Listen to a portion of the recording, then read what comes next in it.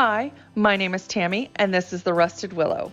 Make sure you hop on over to Facebook and Instagram and follow me there. Today, I'm going to show you how we turned a headboard like this into a fireplace like that. Isn't that beautiful? So, what happened was I found a twin size headboard at the thrift store, and I believe I paid $15 or $20. I've had it in my garage for a long time. Probably 2 years, maybe a year and a half. I don't know.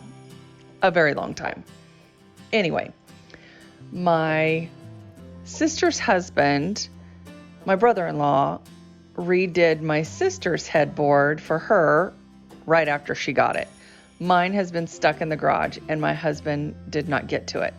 So we gave it to my brother-in-law and he added the trim. Now the trim I had on hand.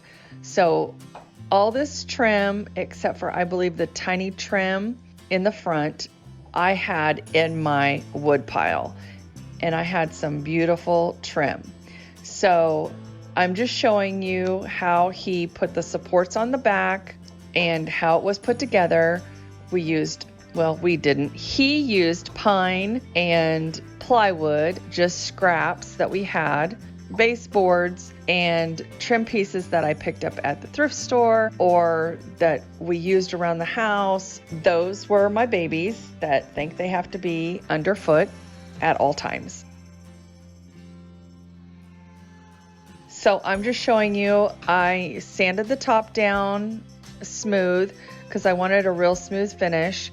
And I actually went over and sanded the plywood, all the plywood. I did not sand the trim or anything like that because there's black trim, there's white trim, and then there's stain trim.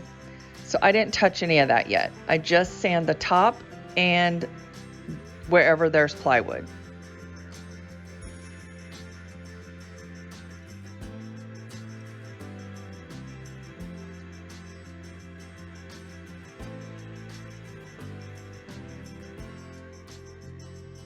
And I used ebony stain from Minwax. I just did one coat.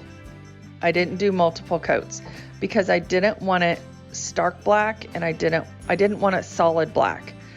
So I just did one coat on top because I really wasn't sure if I wanted my top black or if I wanted to distress it and just have a little bit of black showing through, or if I was going to just keep it a light black. I wasn't sure how I was going to finish it off. So at this point, I just stain the top black and I just give it one good coat.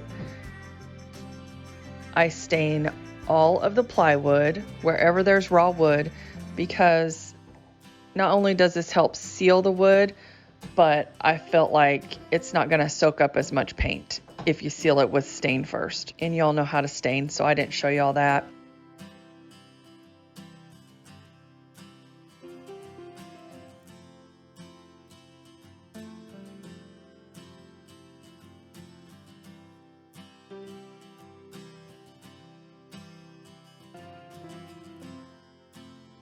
So here I'm using some white Adirondack from Folk Art. I'd never used this paint before, so this was my first time.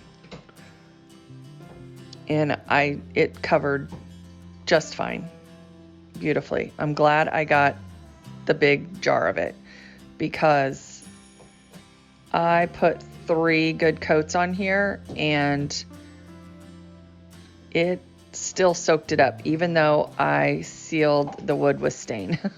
I thought that was going to help, and it didn't help that much, honestly. But it did go by fast. I love these Folk Art brushes, although I did have some shedding.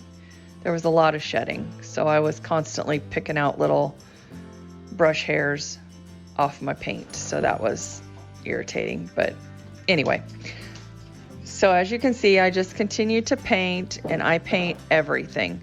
I paint everything white except for the top. The top I leave black because I still wasn't sure if I wanted to leave it stained black or if I wanted, always got to be in the same room I am.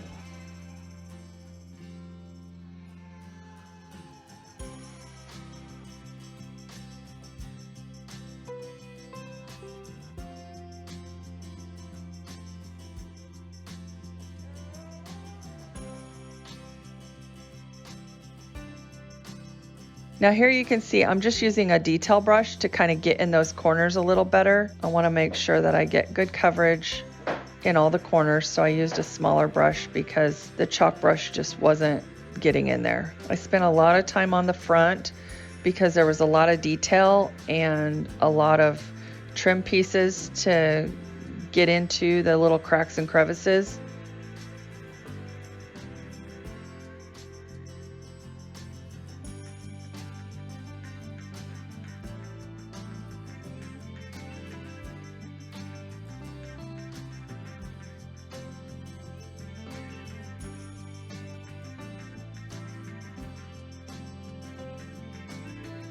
And this is what it looked like after one coat. I love those corner pieces. I actually picked those up at the thrift store. I bought 4 before I found 2 that actually matched.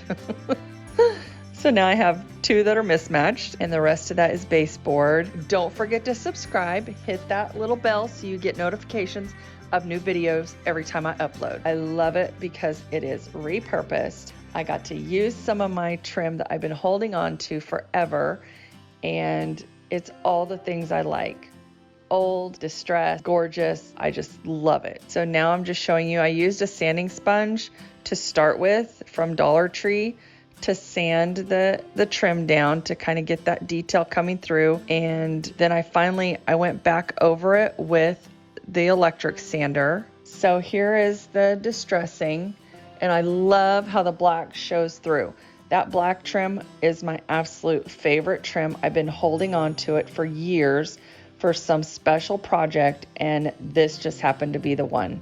So I gave my brother-in-law all my trim that I had. The only thing I believe he had to go buy was the corner trim that you saw around, that you can see around the fireplace opening. Just fell in love with this. I love it. Now here I'm just showing you, I used this sponge, clear semi-gloss, and I did 3 light coats. I'm probably gonna do a couple more for the top, but as you can see, I did not do a full coverage stain on the top because I wanted some of that wood. And I love how when I stained the raw wood and I distressed it, some of the black comes through, and then the white, so it's like white and black. It is just gorgeous. These pictures do not do it justice. Please give this video a thumbs up if you like how this fireplace turned out. I think it is absolutely gorgeous. It is my most favorite fireplace in the house, and I have a couple.